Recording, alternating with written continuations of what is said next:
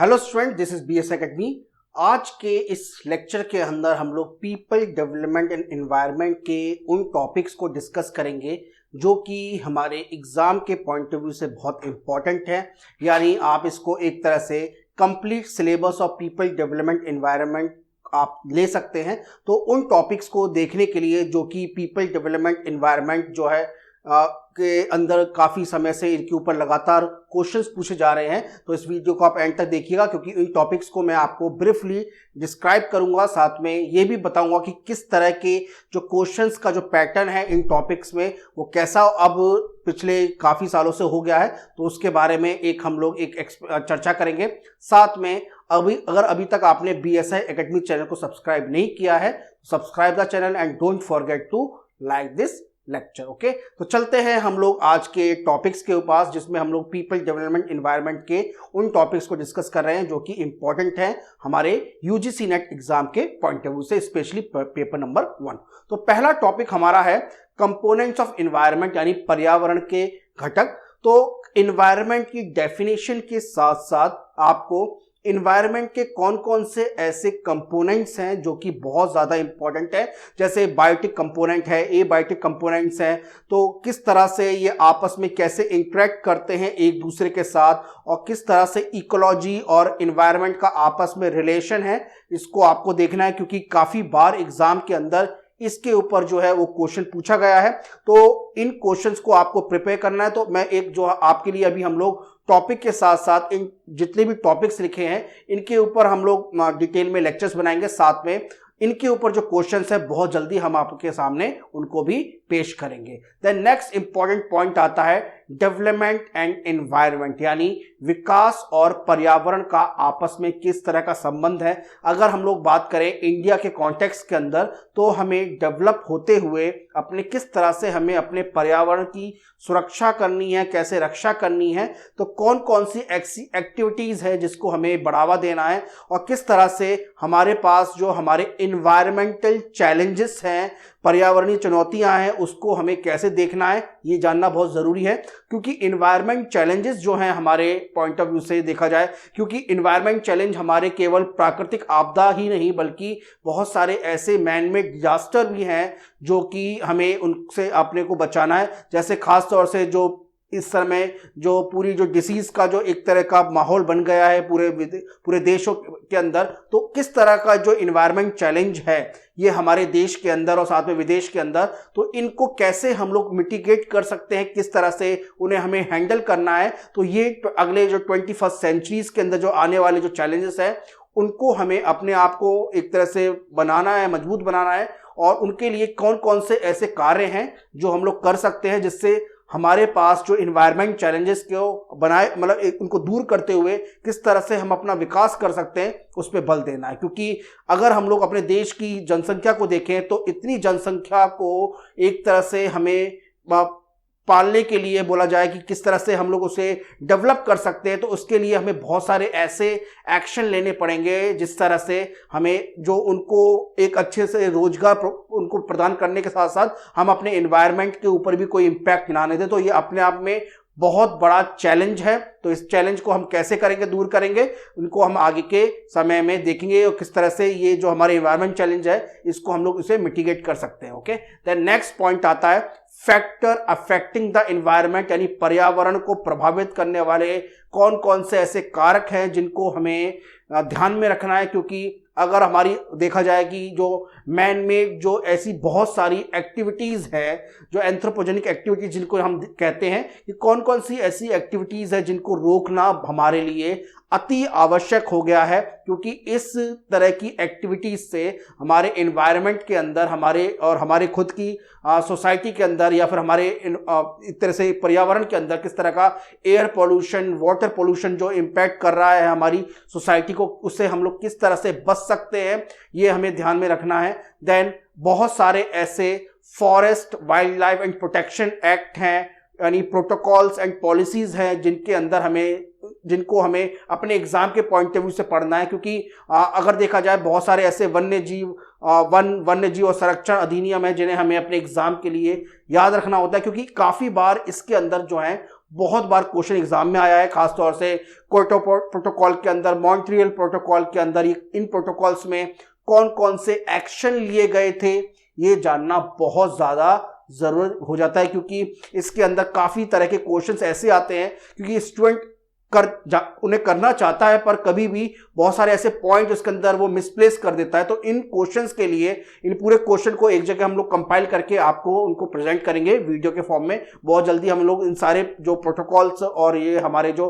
Policies हैं इनको हम लोग एक तरह से इनको आपके लिए लेके आने वाले हैं, इनके ऊपर क्वेश्चंस को। द नेक्स्ट इंपॉर्टेंट पॉइंट आता है इन्वायरमेंटल ऑर्गेनाइजेशन, यानी पर्यावरण संगठन। अब बहुत सारे ऐसे संगठन हैं इंडिया लेवल पर या फिर इंटरनेशनल लेवल पर जो कि पर्यावरण को संरक्षित करने के लिए बहुत सारा कार्य कर रही है। जैसे फॉर एग्जांपल जो है यूएनडीपी यानी यूनाइटेड नेशन डेवलपमेंट प्रोग्राम। तो ये इस डेवलपमेंट प्रोग्राम के अंदर कौन कौन सी ऐसी एक्टिविटीज जो हैं यूनाइटेड नेशन के द्वारा की जाती है, और बहुत सारे और भी इसके अलग जो बहुत सारी ऐसी एनजीओज चलती हैं जो कि हमारे पर्यावरण को बचाने के लिए उनके लिए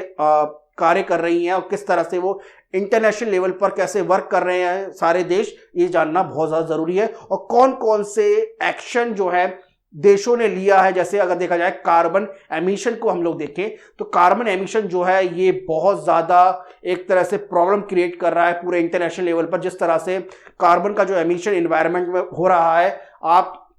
अगर देखें कि अगर इसी स्पीड से कार्बन का एमिशन होता रहा तो काफ़ी वो समय दूर नहीं है कि हमारा जो समुद्र तट पर जो हमारे शहर हैं वो डूब जाएंगे, क्योंकि जो हमारे नॉर्थ पोल और साउथ पोल में जो बर्फ़ मौजूद है अगर वो धीरे धीरे पिघल कर नीचे आने लगेगी मैदानी भागों में, तो डेफिनेटली वो जो हमारे जो समुद्र है उसका समुद्र तल का जो जल है, जल स्तर है वो ऊपर बढ़ जाएगा, और जो उसके किनारे पे बसे हुए जो शहर हैं वो डूब जाएंगे। खास तौर से अगर देखा जाए एग्जांपल जो है हम लोग मुंबई का एग्जांपल लें या फिर हम लोग चेन्नई का एग्जांपल दें, तो यहाँ पर ये वो शहर हैं, और कोलकाता, तो ये वो शहर हैं जहाँ पर ये समुद्र तट के किनारे बसे हुए हैं। तो यहाँ पर अगर हम लोगों ने इसके ऊपर जल्दी से जल्दी एक्शन नहीं लिया तो ये जो शहर है जो कि बहुत इंडिया के नहीं इंटरनेशनल लेवल के बहुत इंपॉर्टेंट सिटीज़ में आते हैं, और ये जो है बहुत ज़्यादा डूबने की कगार पे आ सकते हैं आगे के कुछ समय में, कुछ सालों में। देन नेक्स्ट इंपॉर्टेंट पॉइंट आता है मेजर इंडस्ट्रीज, यानी जो हमारे देश के अंदर प्रमुख उद्योग हैं वो कौन कौन से हैं, उनकी क्या क्या एक तरह से लेवल है, क्योंकि इसके ऊपर भी, इंडस्ट्रीज के ऊपर भी काफ़ी बार एग्जाम्स के अंदर क्वेश्चन पूछे गए हैं। देन नेक्स्ट पॉइंट आता है इन्वायरमेंटल इश्यूज, यानी पर्यावरण के कौन कौन से ऐसे मुद्दे हैं जिनको हमें ध्यान में रखते हुए कार्य करना है, क्योंकि जैसे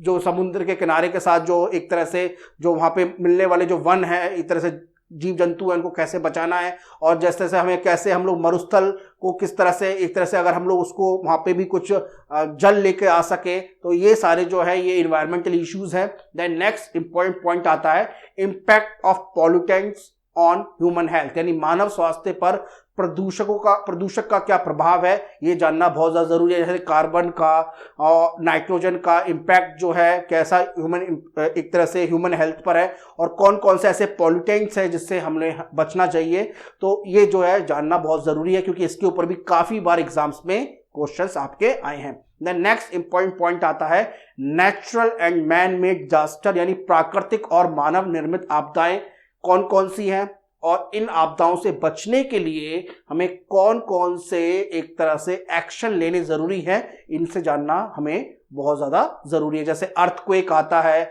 वॉल्केनोज है और सुनामी है, कौन कौन से मेजर इस तरह के नेचुरल डिजास्टर्स जो आए हैं पिछले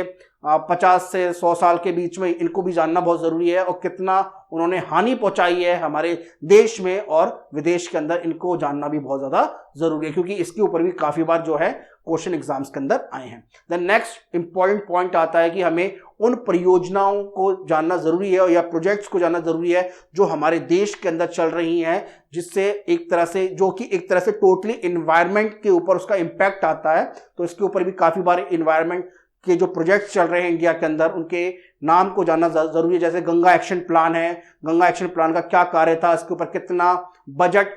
एक तरह से बताया गया है, सरकार के द्वारा इसको आवंटित किया गया है, ये भी जानना बहुत ज़्यादा ज़रूरी है। द नेक्स्ट इम्पॉर्टेंट पॉइंट है millennium development and sustainable development goal, यानी जो सतत विकास का जो लक्ष्य है वो क्या है और कितने वर्षों में उस गोल को हमें अचीव करना है, और उसकी जो रिवाइज डेट है क्या क्या है, ये भी जानना हमारे लिए बहुत ज़्यादा अति आवश्यक हो जाता है। द नेक्स्ट इंपॉर्टेंट पॉइंट आता है सॉइल एंड इरोजन, यानी जो मिट्टी और उसका संरक्षण है और उसका कटाव है, उसे हम लोग कैसे एक तरह से मिट्टी को कैसे सुरक्षित रख सकते हैं, मिट्टी कितने प्रकार की जो है हमारे देश के अंदर पाई जाती है, ये भी बहुत इंपॉर्टेंट टॉपिक है। द नेक्स्ट इंपॉर्टेंट टॉपिक जो कि मोस्ट इंपॉर्टेंट है, that is the human and environment interaction, यानी मानव और पर्यावरण का जो आपसी जो संबंध है, उस संबंध को और अच्छा करने के लिए, प्रगाढ़ करने के लिए किस तरह से ह्यूमन डेवलपमेंट के साथ साथ हमें एनवायरमेंट डेवलपमेंट भी करना है, ये जानना बहुत ज़रूरी है। साथ में किन कौन कौन सी ऐसी एक्टिविटीज़ है जिनको हमें रोकते हुए अपने एनवायरमेंट के ऊपर उसका इम्पैक्ट ना पड़े, ये भी जो है आपको इसके ऊपर भी क्वेश्चंस को प्रिपेयर करना है। द नेक्स्ट इंपॉर्टेंट पॉइंट आता है नेचुरल एंड एनर्जी रिसोर्सेज, यानी प्राकृतिक और ऊर्जा संसाधन जो हैं वो कौन कौन से हैं, और ऊर्जा संसाधन को बचाए रखते हुए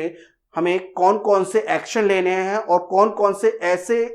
ऊर्जा के संसाधन हैं जो कि हमें एक तरह से उस हमारे environment development sustainable development goal को बचाए रखेंगे। जैसे अब देखा जाए हमें कौन कौन से ऐसे रिसोर्सेज को यूज़ करना चाहिए जिससे पॉल्यूटेंट्स का जो एमिशन है वो कम से कम हो सके, जैसे फॉर एग्जांपल सीएनजी है या फिर और भी तरह के जो हमारे रिसोर्सेज हैं उनका हमें यूज़ करना है। तो देखिए ये जो कुछ ऐसे इंपॉर्टेंट टॉपिक्स हैं जिनके ऊपर हम लोग जो है डिटेल में आगे आपके लिए लेक्चर्स बनाएंगे। तो अगर आपको डिटेल में और भी चाहिए इसके ऊपर लेक्चर तो आप जरूर यूट्यूब पे कमेंट करिएगा। हम लोग जो है हमारी टीम जो है आपके लिए इन टॉपिक्स पे अच्छे से अच्छे ज़्यादा लेक्चर बनाएगी, और आपको यूजीसी नेट पेपर 1 के अंदर कौन कौन सी टॉपिक्स में प्रॉब्लम आती है, कौन कौन से पॉइंट्स पे जो लेक्चर्स क्रिएट करवाने हैं, क्योंकि बहुत जल्दी हम लोग इन सभी टॉपिक्स के ऊपर स्पेशली पेपर नंबर 1 के अंदर इन टॉपिक्स पे हम लोग लेक्चर्स बनाने जा रहे हैं आप लोगों के लिए। ओके, और स्टूडेंट अगर अभी तक आपने BSA एकेडमी चैनल को सब्सक्राइब नहीं किया है, subscribe the BSA academy channel and don't forget to like this lecture. Okay, तो मिलते हैं नेक्स्ट लेक्चर में। Thank you.